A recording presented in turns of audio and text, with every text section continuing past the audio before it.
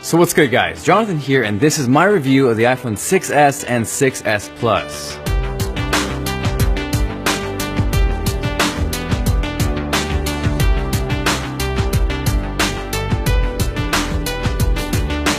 Now, being an S upgrade, to the naked eye, you might not notice the difference between the 6 and the 6s aside from the S on the back and a new rose gold color, or as Ralphie likes to call it, pink as f***. He's right, you know. Now, screen size or resolution hasn't changed, but it does remain one of the key differences between the 6s and the 6s Plus. The 6s sizes in at 4.7 inches with a resolution of 1334 by 750, whereas the 6s Plus comes in with a 5.5 inch 1080p display. Form factor wise, I prefer the one-handed feel of the 6s all day, every day, but as far as watching a video or playing a game goes, good God is the 6s Plus awesome. Now, if you're wondering what is different on this upgrade, the first thing we're going to talk about is speed. Inside is Apple's A9 processor, which dishes out iPad Air 2-like speed on a dual-core chip. There is now also finally 2 gigabytes of RAM, which is long overdue for you multitasking maniacs. But as far as how that translates into performance, I've done speed tests and comparisons, and I'll link those below that button that closely resembles an upwards facing thumb. But to put it simply, the iPhone 6s and 6s Plus are fast. Just performing simple tasks like jumping from app to app or multitasking, you can see exactly how speedy and how zippy everything is. Now, it might be a little cliche saying that specs aren't everything, but this is a prime example of how that fits, because even though it's dual core,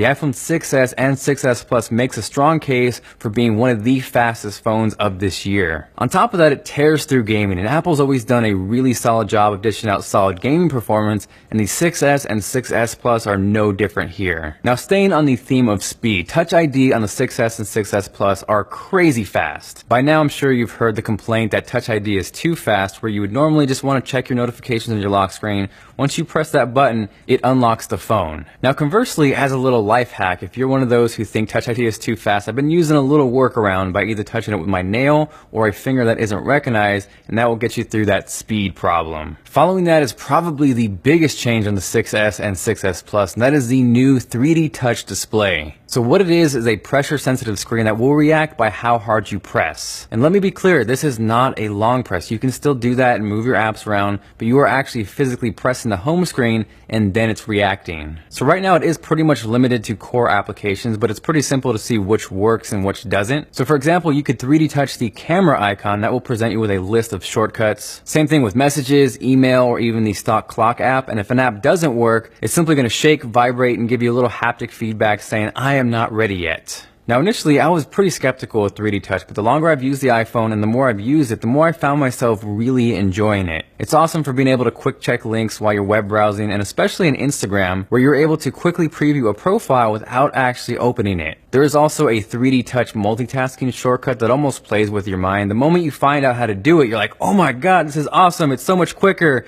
And then common sense kicks in and you're like, wait, that's actually not faster than double tapping the home button. That aside though, 3D Touch is actually pretty useful, and more importantly, as time goes on and more applications and developers take advantage of this, this is where you really start to see it make a big impact. On top of that, it's not going to be limited to just apps or shortcuts. Once games implement this, and some already have, it's going to add a completely new element as far as mobile gaming goes. Now, 3D Touch kind of transitions us into the next new feature on the 6s and 6s Plus, and that is live photos and live wallpapers. Now, I have completely mixed feelings with these, and we'll start with live wallpapers because at first you're like, oh my God, this is so much fun. I'm moving my finger, the wallpaper's moving, and after a couple minutes you're like, it's a little bit boring. Now, live photos, on the other hand, I think those really depend on the application you're using it with. At first, I thought they were straight up on the gimmick side, but then you actually capture a few funny ones, and then you can start to see where these could be useful, fun, or actually have some merit. Are these a game changer? Absolutely not. Could you have some fun with these?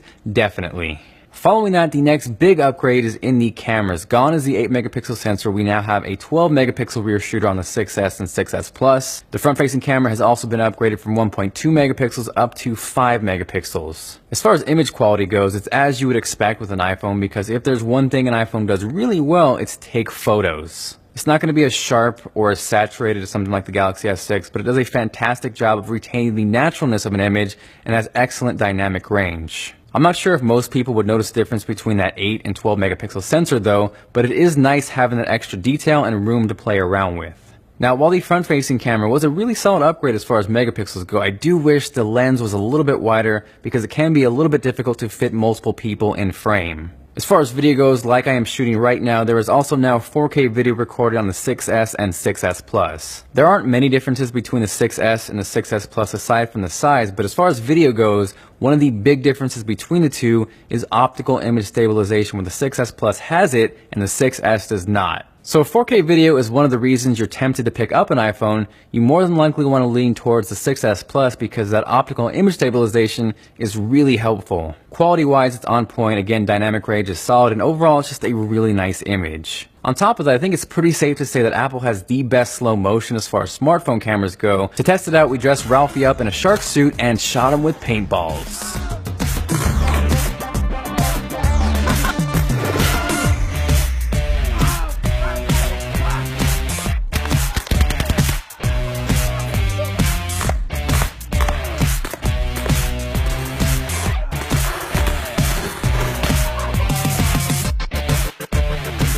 No Ralphies were hurt during the making of this video.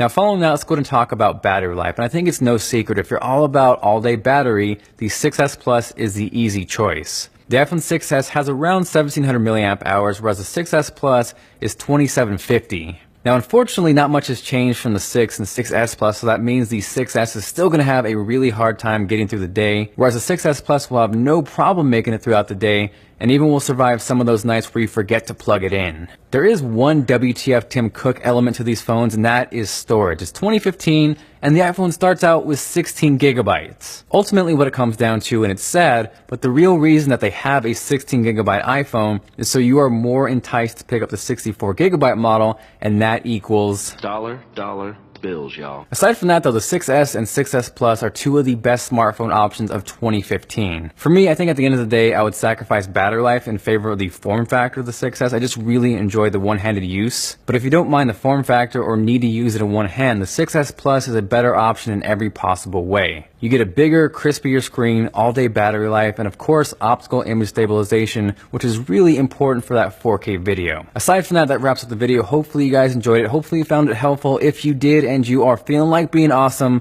make sure to go shark getting shot with a paintball on that like button. If you guys have any questions, make sure to drop me a line down below. I do try to reply to as many as possible. You can also hit me up on Twitter or at Snapchat. This is Jonathan with TLD, and I will catch you guys later.